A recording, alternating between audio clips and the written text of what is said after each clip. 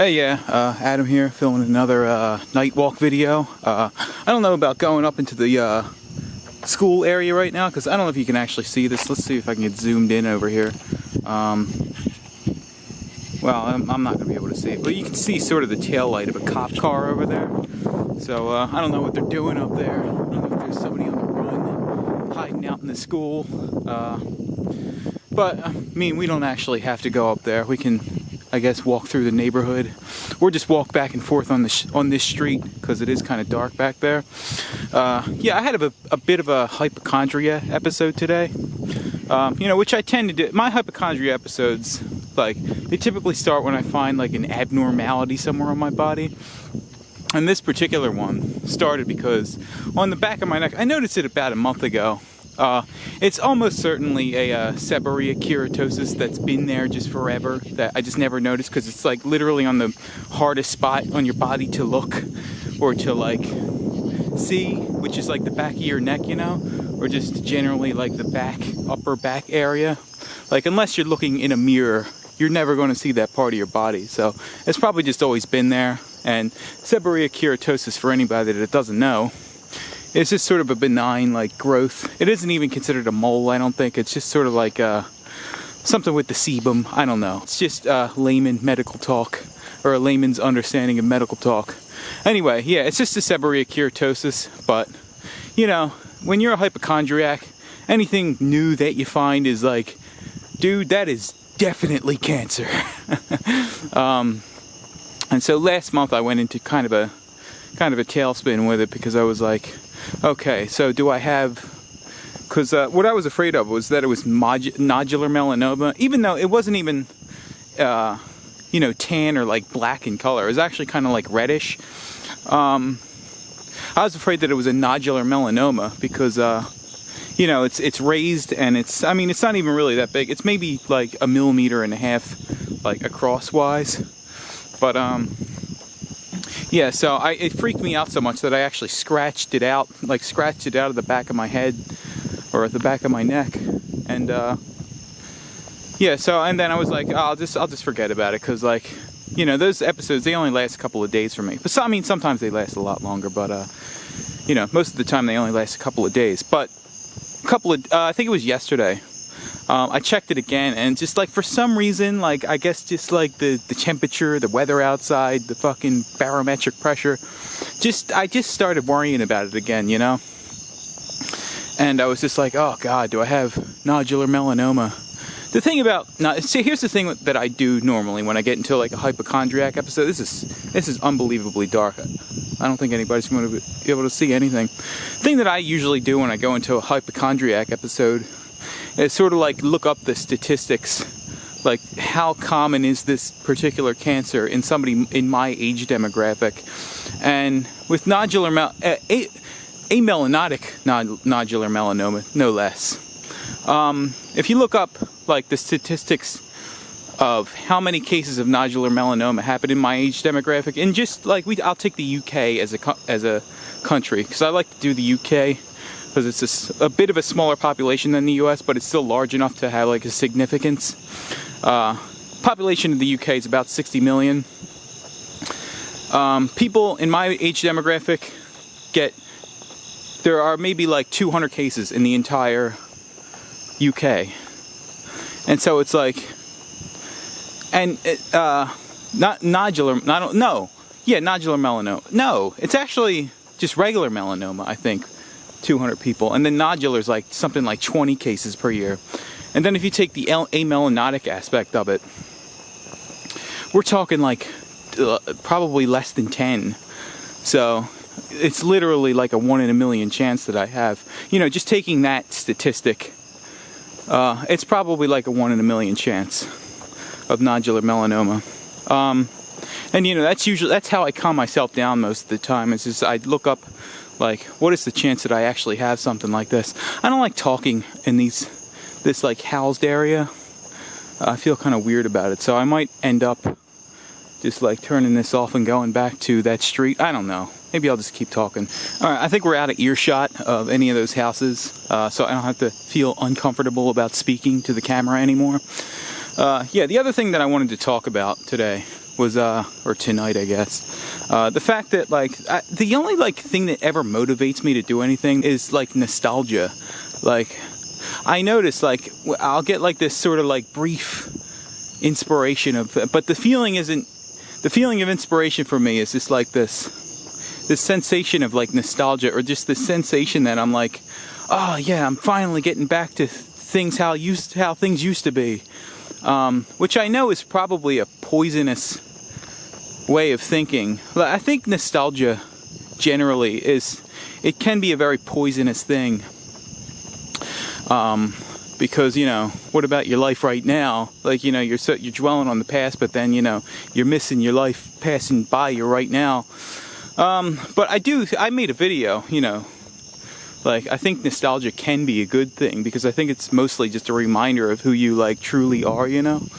But, I do notice that, like, the things that really motivate me are things that are, like, they make me feel like I'm going to get back to some baseline that I had before, that I just thought that I lost forever, and it's like, oh, wait, maybe I can get it back.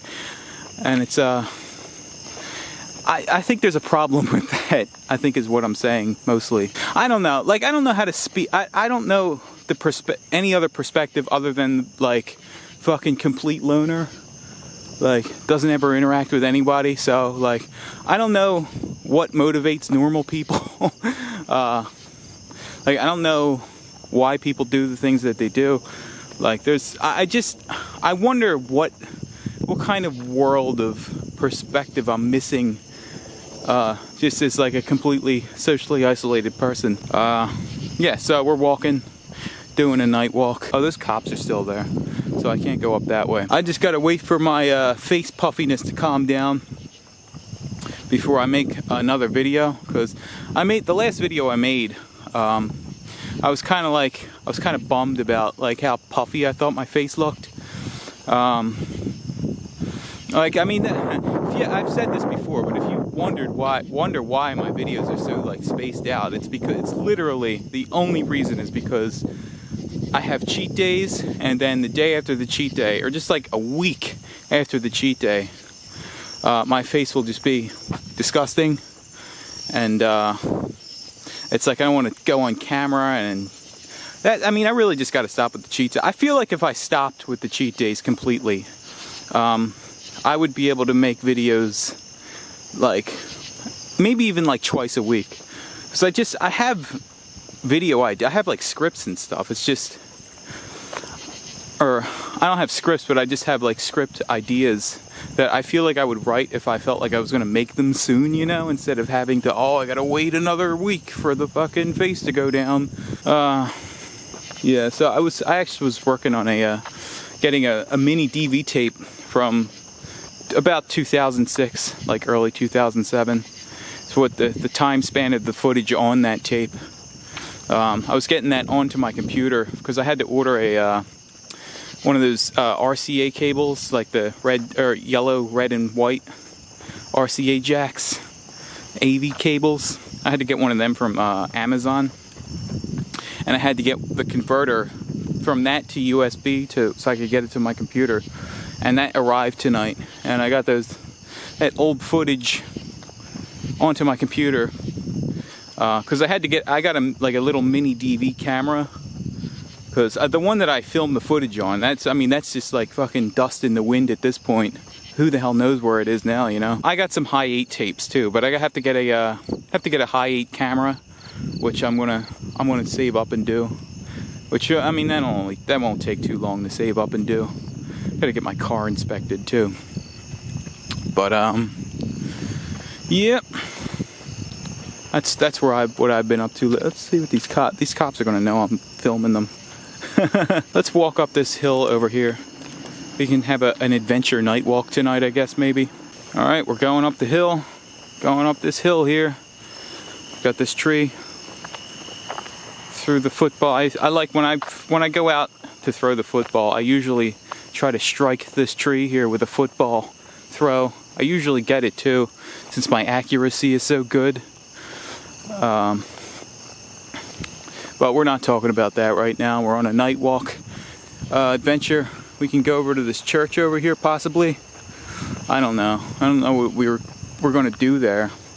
That's another thing I've noticed as I've gotten older. I don't know if this is just an aspect of getting older, or just the fact that I'm depressed and have no idea that I am just like a fucking walking zombie, unaware walking zombie. Which I kind of have a suspicion it might be the latter of the two there. But just like, I mean, you could throw me in Six Flags Great Adventure right now, and I just would find minimal excitement from doing that. Literally, like, sometimes I think the only thing that would excite me is being 13 again. Like, you know, turn back the clock so I could fucking right the wrongs of the past. And I mean, I don't know, that could be just like depression talk. It probably is. It's just like, just nothing is fun anymore. Nothing is fun. And I don't know why. I don't know how to make things fun again. I've sort of gone through these phases where it's like, maybe I'll think like, oh, maybe nothing's fun because I do everything like solitary. And so like, the only thing that makes other things fun is sort of when other people are there, which I think there's a lot of truth to that, to be honest. But even at, like, anytime, like, because sometimes when I go throw the football by myself, of course, like somebody else will come up as I'm throwing it, and they'll be like, hey, let's have a catch or whatever. And I don't find it more fun when there's another person. I'm just nervous, you know? And you know, I remember, like, I would get so nervous that I would start like hyperventilating almost. And like, I don't know I don't think that's normal, you know? I don't think that's supposed to happen. I come back here sometimes and throw, oh, you know what, this wall over here, let me try to zoom in on this. See these garage, well, I guess you really can't see it, but I climbed up this wall one time when I was like, maybe like, this is when I was like 25. I could probably still do it. I could almost certainly still do it, actually. Just like climb up this wall, sort of like jump up and then pull myself up from it. I mean, I don't know if you can sort of tell how tall this wall is here, but I totally just like jumped up and sort of like video game style, Tomb Raider style, pulled myself up to that. You know, I'm thinking about trying it right now, but I don't want to look suspicious, especially with those cops over there. So I don't think I want to do it. So let's just continue on our way and you know, continue to live a very boring existence. Ready? Here's a steady cam test.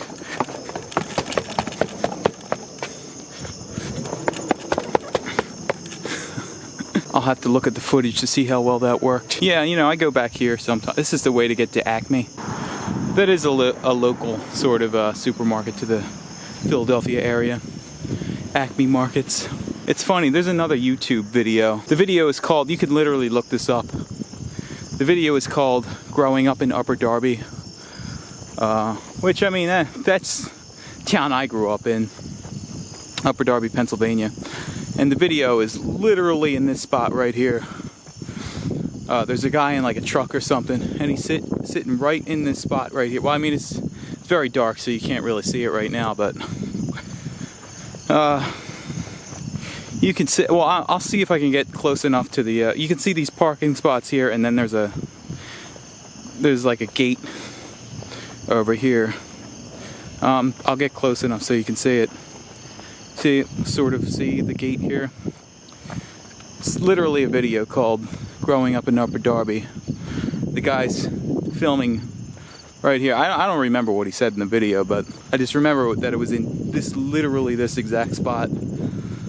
So I'm going to give this spot another YouTube video. Use of the field by permission only.